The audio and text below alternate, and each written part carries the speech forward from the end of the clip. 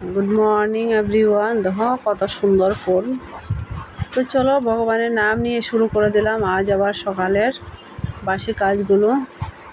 তো দেখো প্রথমে উঠে বিছনাটা গুছাইলাম।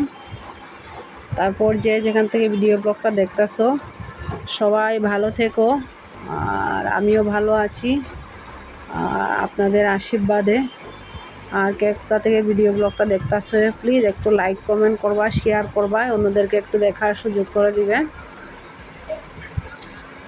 তো দেখো বিছনাটা সুন্দর করেই যেত, মতো যাচ্ছি না তখন তো ঘুমানো যেত না বিছনার, কারণ আমার তো ঘরে একজন আসন, তাই তো প্রচণ্ড যন্ত্রণা। আরে দেখো ক্যামেরা চালু করলেই কালি দুষ্টামি করতো।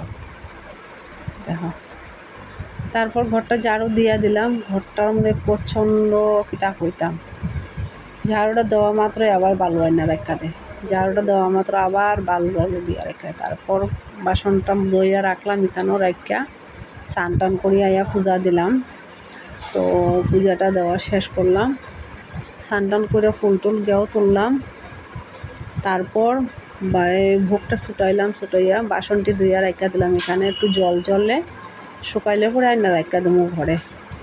তারপর গেলাম রান্নাঘরে গিয়া, দেখো মানে অনেক খিদা লাগছে, তো একটু লাল চা বানাইলাম আর মুড়ি কারি পাতা দিয়া আর একটু আদা দিয়ে আর একটু তেলের মধ্যে একটু ভাজলাম ভাজা। তারপর দেখো এই শাক যে বানাইলাম, শিম বিচি দিয়া শাকটি বানাইলাম চাটা খাওয়া শেষ করিয়া। তারপর দেখো খিচুড়ি বানানি হয়েছে, দেখো কত সুন্দর, হেয়ার খুব প্রিয়।